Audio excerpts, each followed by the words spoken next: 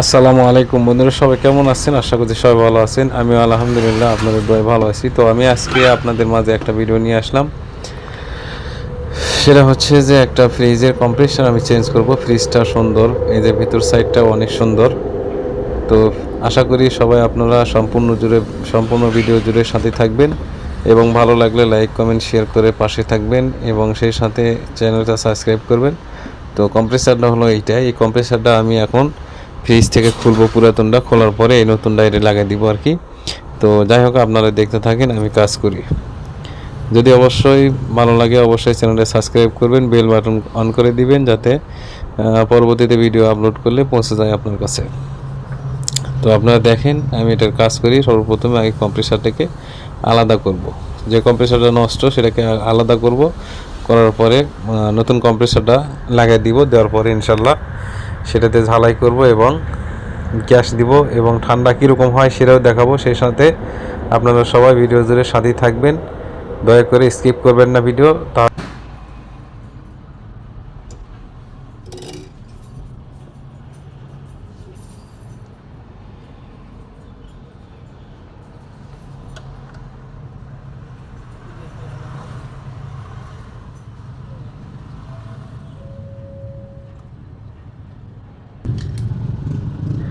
তো এটার কম্প্রেসারে যে দুইটা পাইপ কানেকশন ছিল, দুটো পাইপই কাটে দিলাম।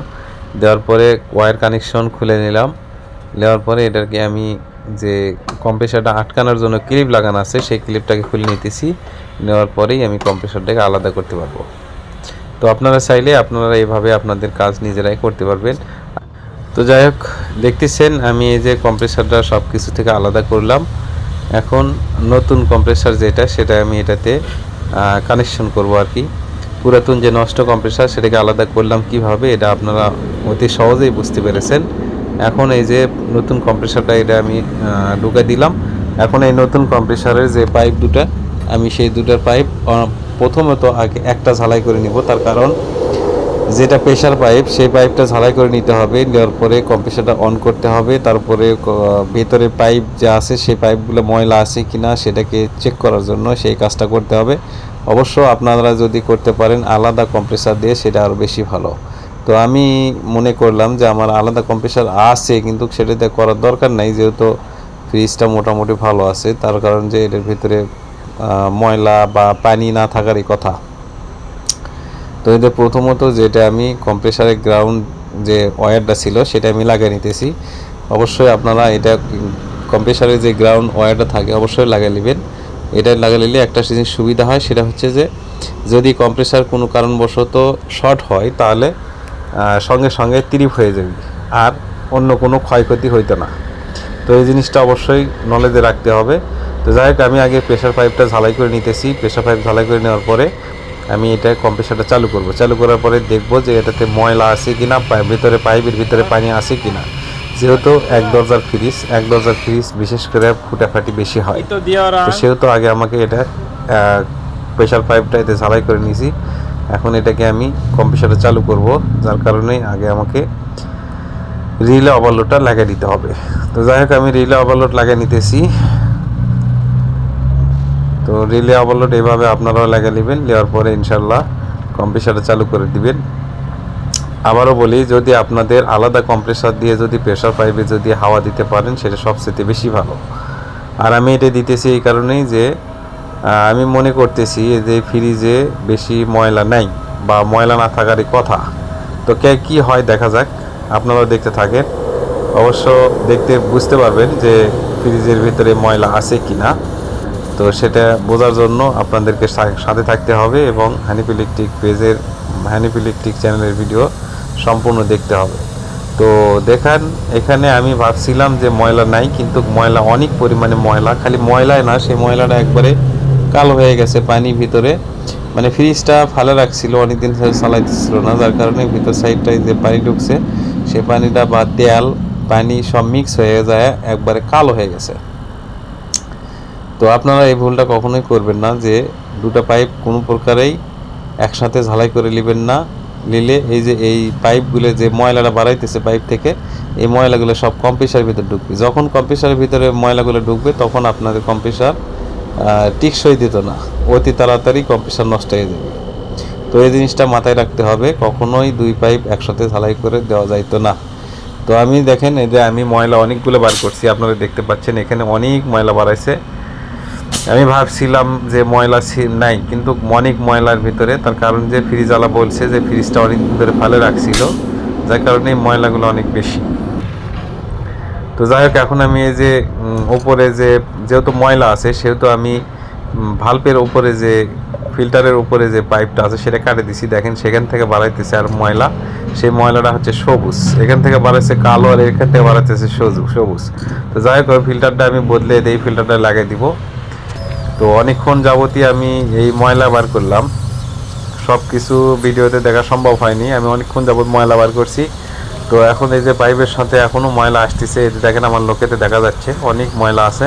তো এই ময়লাটা সব কিছু পরিষ্কার করার পরেই, সব ময়লা পরিষ্কার করার পরেই যে পাইপ সাম্বং দিতে পারবেন। তো যাই হোক, আমি সব কিছু করছি। আর সেই সাথে আরেকটা জিনিস আপনাদেরকে দেখানো হয়নি, সেটা হচ্ছে যে এই যে এখানে একটা ফুটে ছিল, আর আমার সন্দেহ এই জায়গাতে ছিল, এখানে ফুটে থাকার কারণে এই ফুটে দিয়ে পানি ঢুকছিল, যে বরফটা থাকে সেই বরফটা আস্তে আস্তে ভিতরে ঢুকছিল। তো কথাটা আসলেই সেটাই সঠিক। আর এই যে গাম দেখতেছেন আমার হাতে, এই গামটা দিয়ে আমি এই ফুটাটা বন্ধ করি, বিশেষ করে এক দরজা ফ্রিজগুলোর যে ফুটা হয়, তো এই গামের সাহায্যে সেই ফুটাগুলো আমি বন্ধ করি। তো যাই হোক, ওইদিকে কম্প্রেসারটা চলতেছিল, এদিকে আমি আপনাদেরকে ফুটাটা দেখাইছিলাম। তো যাই হোক, এখন আর মোটামুটি আর বাড়াইতেছে না ময়লা, আর মোটামুটি আর ময়লা নাই। তো এখন এটাকে আমি ভাল্ব লাগিয়ে দিব, অন্য আরেকটা ভালো একটা ভাল্ব আছে আমার হাতে, দেখালাম। তো ওই ভাল্বটা আমি এখন লাগিয়ে দিব, ওই ভাল্বটা লাগিয়ে দিব। দেওয়ার পরে আমি এটাতে গ্যাস দিব, আগে হাওয়া বার করতে হবে। তো যাই হোক, আমি ভাল্ব লাগাইছি, এখন আমি যে পাইপ লাগাইতেছি, এটা আমি পাইপ লাগাইতেছি, এই পাইপটা হলো যে আমি মিটারের সাহায্যে অন্য আরেকটা যে কম্প্রেসার আছে সেই কম্প্রেসারের সাহায্যে ভেতরে যে হাওয়া আছে হাওয়াটুকু বার করব, হাওয়া বার করার পরেই গ্যাস দিতে পারবো। তো আপনারা অবশ্যই এই কাজটা অবশ্যই করবেন, যে হাওয়াটা বার করে নিতে হবে। হাওয়াটা যদি বার করে না নেন, তাহলে যখন আপনি গ্যাস দিবেন, এই গ্যাসের সাথে হাওয়াটা বুটি বুটি বুটি বুটি হয়ে মানে বাজাবাজি করবে আর কি, ঠিকঠাক মতো গ্যাসের প্রেশার আসতো না। তো তার কারণে হাওয়াটা বার করতে হবে। যাই হোক, হাওয়াটা মোটামুটি বার হচ্ছে কম্প্রেসারের, অন্য একটা কম্প্রেসারের সাহায্যে। এই যে এই একটা কম্প্রেসার লাগাচ্ছি, এই কম্প্রেসারের সাহায্যে হাওয়াটা বার হইতেছে। তো হাওয়াটা বার হওয়া শেষ হলেই আমি গ্যাস দিব। এবং আপনারা অবশ্যই এই কাজটা করবেন, যে কখনো হাওয়া না বার করা পর্যন্ত গ্যাস দিবেন না। গ্যাস দিলে হাওয়াটাই ডিস্টার্ব করে, ঠিক মতো গ্যাসের প্রেশার আসে না, যার কারণে ঠান্ডা হয়, ঠিক ডিস্টার্ব করে, মানে কখনো ঠান্ডা হবে কখনো হবি না, এরকম হবে আর কি। যাই হোক, এই ভুলটা কখনো করা যাইতো না, অবশ্যই হাওয়া বার করে তারপরে গ্যাস দিতে হবে। যাই হোক, আমার হাওয়া বার করা হয়ে গেছে, অনেকক্ষণ যাবৎ প্রায় 20-30 মিনিট পার হয়ে গেছে আমি হাওয়া বার করতেছি। তো এখন আর হাওয়া নাই, এখন আমি এটাতে গ্যাস দিব। এই যে আমি গ্যাস ছাড়ছি অলরেডি, এই যে মিটার উঠেছে উপর দিকে দেখতে পাচ্ছেন। অবশ্যই গ্যাসটা একটু ঢুকে নিতে হবে, তারপরে যে আপনি ফ্রিজটা চালু করতে পারবেন। তো যাই হোক, আমি অনেকটাই গ্যাস ঢুকাইছি এবং ফ্রিজটাও অলরেডি চালু করে দিছি। এই যে প্রেশারের পাইপ সেটা অলরেডি গরম হচ্ছে, এবং এই সাইডের যে পাইপটা ঘুরে আবার গ্যাসটা কম্প্রেসারে আসবে, সেই পাইপটা হালকা হালকা ঠান্ডা হচ্ছে। তো ভেতর সাইডটা দেখি কীরকম। তো যাই হোক, ভেতর সাইডটা এই যে মোটামুটি অনেক সুন্দর ঠান্ডা আইছে। তো বন্ধুরা, আজকে এই পর্যন্তই। ভিডিওটা কেমন লাগলো অবশ্যই কমেন্ট করে জানাবেন, এবং হানিফ ইলেকট্রিক চ্যানেল সাবস্ক্রাইব করে পাশে থাকবেন। ধন্যবাদ সবাইকে।